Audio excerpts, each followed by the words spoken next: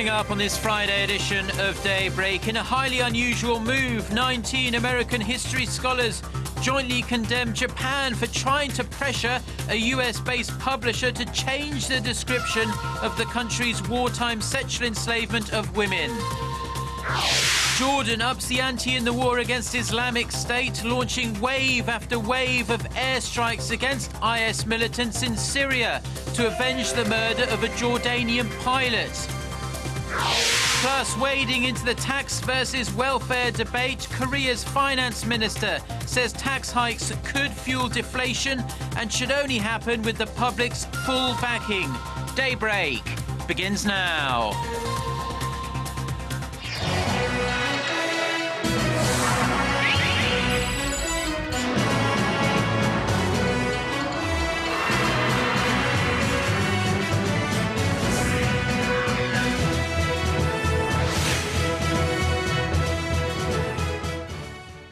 Hello and thanks for joining us, to our viewers around the world. It's 6 a.m. on Friday, February 6th here in Seoul. I'm Mark Broome and you're tuned in to Daybreak.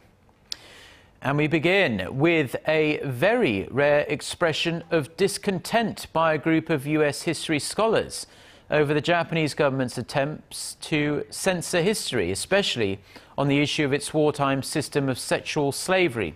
In a joint statement sent to Seoul-based Yonhap news agency, 19 scholars expressed their dismay over the Abe administration's attempt to suppress statements or water down atrocities in history textbooks in Japan and elsewhere in the world. The scholars are all members of the American Historical Association, and a collective statement like this on a specific historical issue is highly unusual.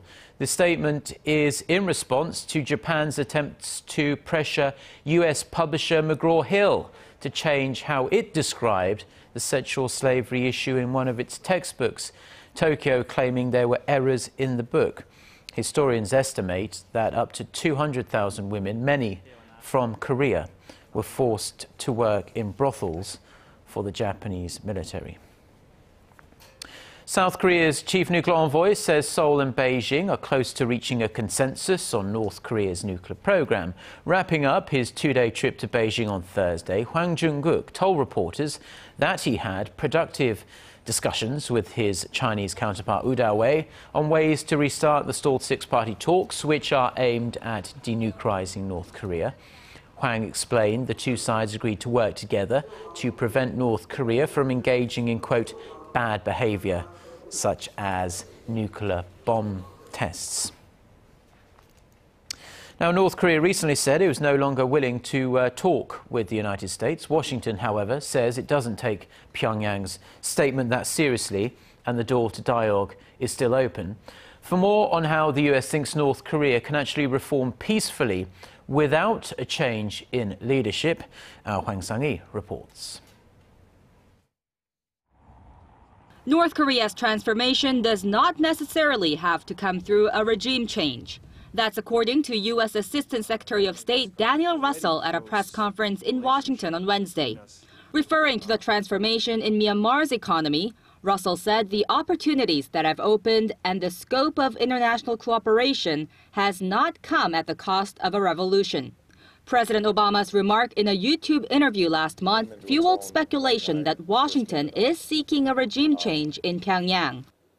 And it is very hard to sustain that kind of brutal authoritarian regime in this modern world. Over time, you will see a regime like this collapse. Russell said he does not take seriously North Korea's latest declaration that it will no longer talk with the U.S. The North has often opted in and out of dialogue, making it difficult to take any single pronouncement as the last word. Russell reiterated that Washington is willing to hold talks with Pyongyang, but only when the regime is ready to demonstrate its sincerity towards denuclearization. At a separate conference in Washington, Chief U.S. Nuclear Envoy Sung Kim said that the U.S. is looking for an opportunity for serious talks with North Korea, but is also working towards stronger sanctions with the international community. The comments come amid reports that the two longtime foes attempted to arrange a secret meeting last week. Hwang Sang-hee, Arirang News. Now, there's growing speculation that China has and continues to support North Korea's cyber warfare operations. In an article posted online on the Weekly Standard, Dennis Halpin, who is a visiting scholar at the U.S. Korea Institute at Johns Hopkins University, he suggests Beijing's computer experts even helped North Korea hack Sony Pictures last November. He said Pyongyang's cyber warfare agency, which goes under the name Bureau 121, is based at a hotel in northeast China, very close to the border with North Korea. And North Korea's nearly 2,000-member elite cyber hacking team are actually trained in China. The scholar adds that it seems highly unlikely a major North Korean intelligence operation exists in China without Beijing's knowledge and approval. President Park Geun-hye has admitted that North Korea has the capability to disrupt and manipulate public opinion here in the south. At a security meeting on Thursday, the president highlighted the regime's unpredictability, pointing to cyber attacks it's presumed to have carried out against South Korea and the United States this year and last, including that hacking of Sony Pictures. She went on to say that North Korea's aggression has only intensified in recent months. In light of this, the president urged the military to maintain readiness against possible provocations. Now, there's a fierce debate raging in Korea at the moment over the provision of welfare services and whether or not this would require further tax hikes. The ruling party says it may be time to consider downsizing some of the country's free welfare programs. The main opposition party says the welfare system as it stands is not the major issue, but rather the current tax system that favours the rich. Our Lee Ji-eun has more. More welfare without tax hikes. A promise that once sounded too good to be true is now stirring up debate between the two rival parties. When President Park Geun-hye took office, she promised to expand welfare without increasing taxes by cutting down on unnecessary projects and plugging tax loopholes. However, the recent hike in cigarette prices and revised income tax codes resulted in public criticism that such policies were hurting ordinary salaried workers. Both parties agree that providing more welfare without increasing taxes just won't work, but the two differ on how to fix the problem. The ruling Saenuri Party is calling for a new welfare system that works for Korea. The ruling party's chief policymaker Won Yu-chul says the government needs to reconsider the provision of free school lunches and free childcare programs. He also said instead of increasing taxes, the government should try to provide necessary welfare according to the tax it collects. The party's new floor leader, Yoo Seung-min, however, says increasing taxes is not out of the picture yet, and the party should discuss ways to provide at least some free welfare programs.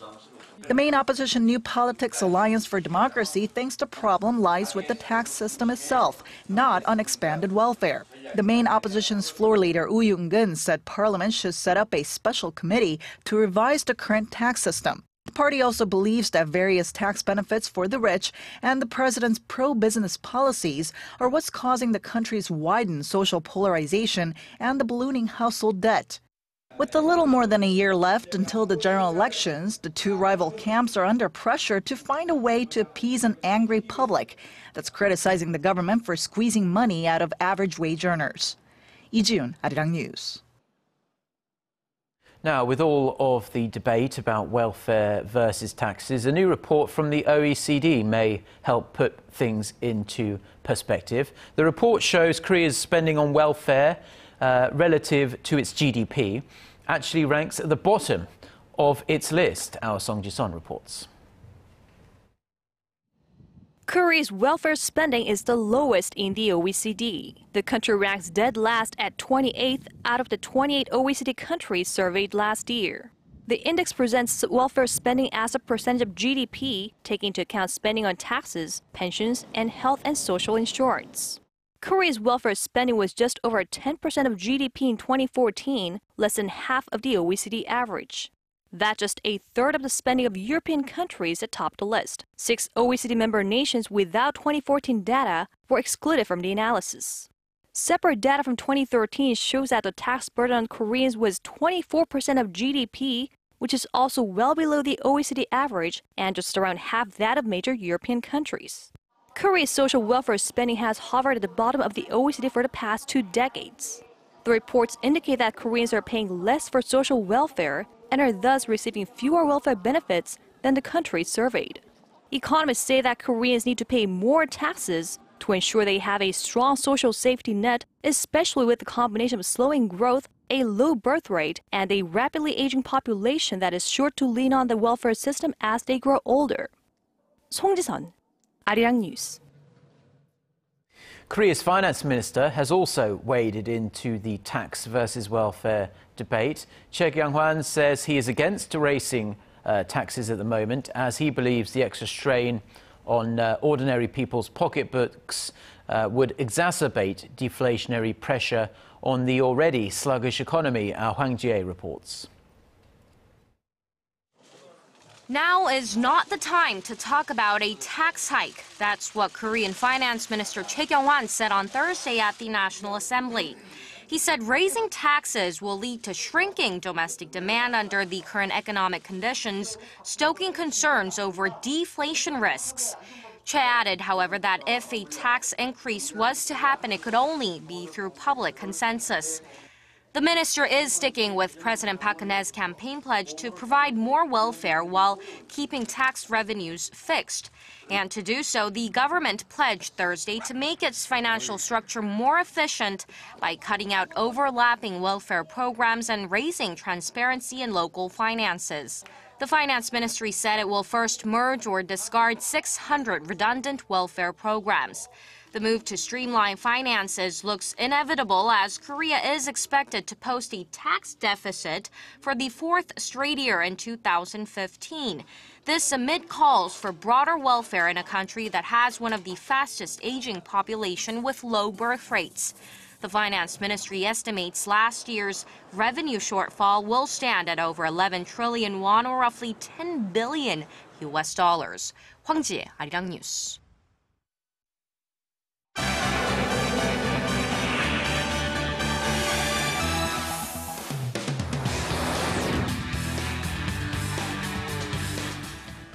Time now for a look through the global headlines we're following on this Friday morning from Seoul. For that, we turn to Eunice Kim, standing by at the news center for us. Good morning, Eunice. And good morning to you, Mark. Jordan says it has unleashed its first airstrikes against Islamic State targets since the extremist group released a horrific video showing a caged Jordanian pilot being burned alive.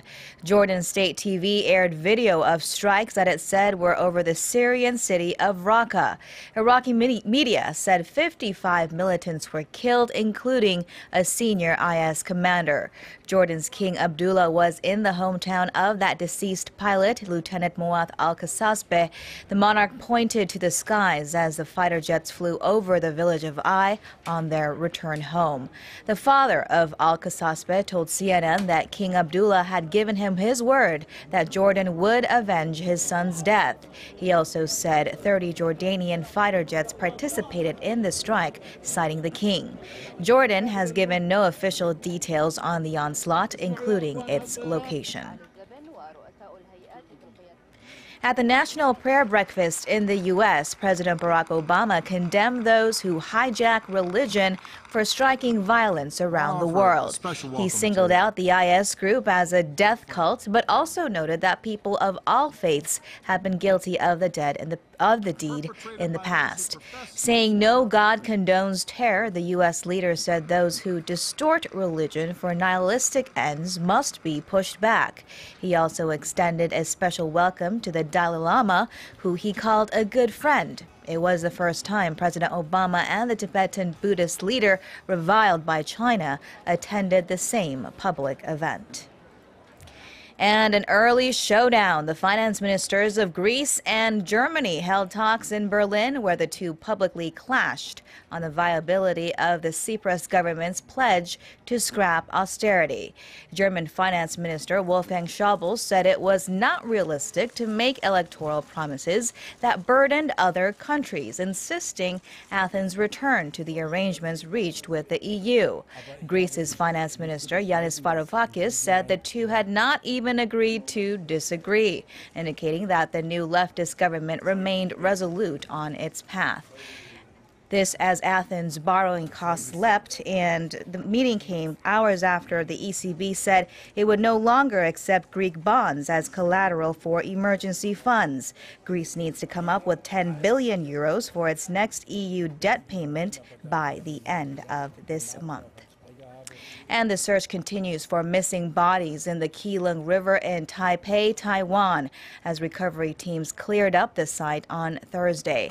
Rescuers transported the salvaged wreckage of the TransAsia Airways plane onto awaiting trucks to be taken to the Taiwan Aviation Safety Council for further investigation. Now, divers will remain in the river to search for the 11 people still accounted for.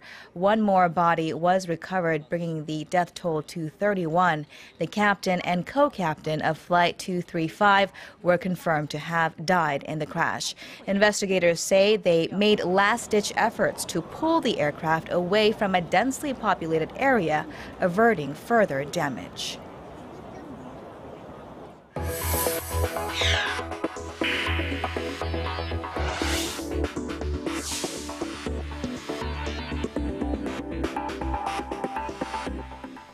Now, over the past few months, colouring books for grown-ups have become insanely popular here in Korea.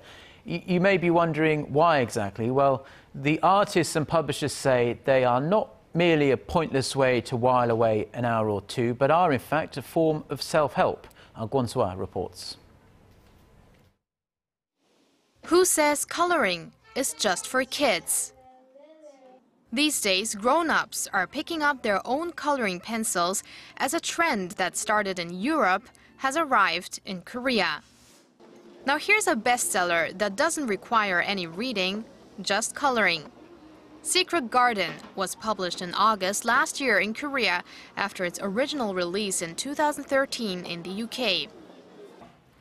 While the fun factor remains the same as it did years ago, there's a little more substance behind coloring books for grown-ups. It's mostly quoted as having an anti-stress effect, as coloring is commonly used for therapy. Coloring books tend to make me more patient and calm. That's why I buy a number of them each year. Publishing companies were quick to respond to the popularity, realizing the positive psychological effects. Coloring books is like getting away from the busy life, so although it takes some time, I think this is the best method to relieve stress. Around 100 different coloring books have appeared on shelves in Korea in a span of just 5 months. Most of them from abroad. But not this one. Minhwa Coloring Wish Book. It's made by folk art artist Ho Gong-im. Minhwa is a Korean art genre known as the art of the common people from the 17th to 19th century. I made the book since Korean traditional elements cannot be found in Western coloring books. I aim to sell my copyrights abroad too. Seo also stresses that her book is unlike other coloring books that have been made through computer graphics, as she drew her illustrations herself with a brush. Despite the high demand, there are limits to the healing effects. As experts say, coloring by yourself just satisfies a temporary sense of accomplishment. A book may not replace your therapist, but fans of the new trend say it does add an extra splash of color to their everyday lives. Gwon-swa, Arirang News.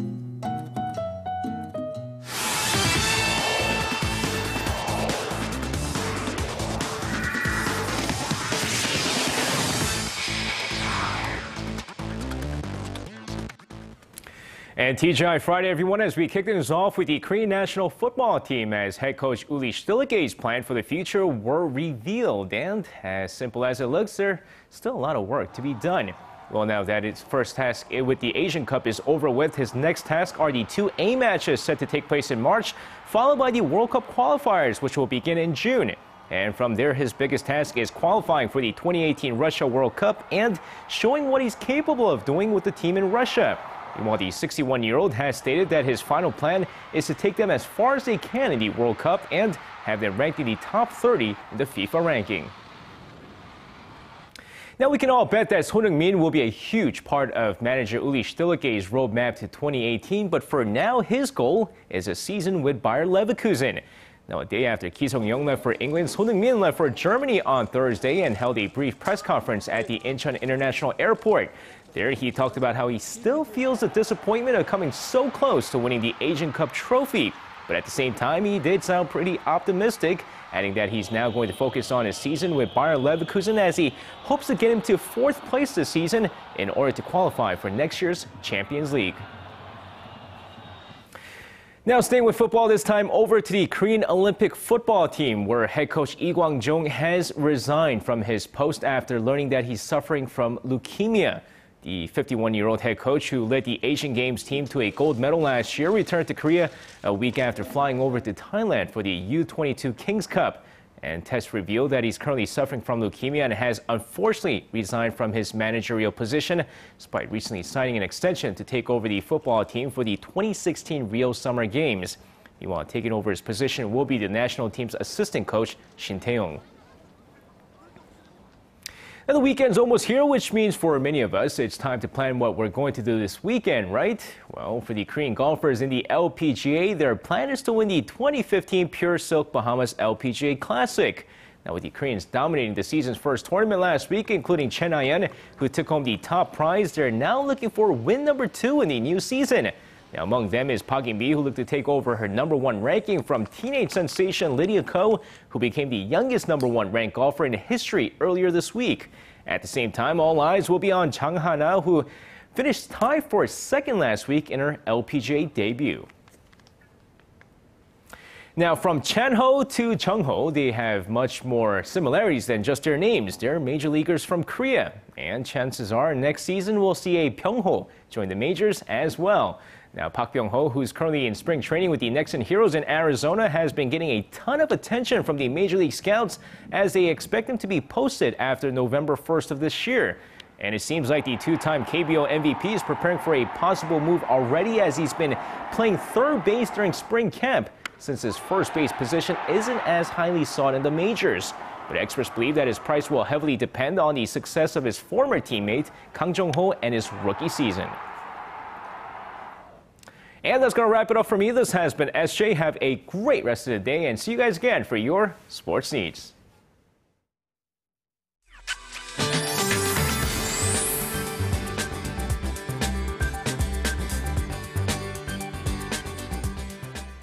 Good morning. It was a dusty day yesterday. The level of fine dust were 2 to 3 times higher than usual. But except Gangwon-do province, the level has come back to normal this morning. And the lows are kicking up slightly higher today, and daytime highs will also slightly higher than yesterday. Also, sunny skies will be featured throughout the day, making a great day to be outdoor this afternoon. So hope you get to enjoy the mild Friday before things get very cold again over the weekend. With that in mind, let's take a closer look at the readings for today. The low in Seoul is kicking off at -5, then the high will jump up to 11 degrees higher, climbing to 6 this afternoon, while Daegu and Gwangju peak at 8 and Busan will top out at 10 this afternoon. And as for the other regions, Jeju Island and Daejeon will rise to 9 and 7 respectively, and Dokdo peaks at 6. But please beware of big temperature difference between lows and highs, and take good care of yourself to avoid catching a cold. That's all for Korea, and here's international weather for viewers around the world.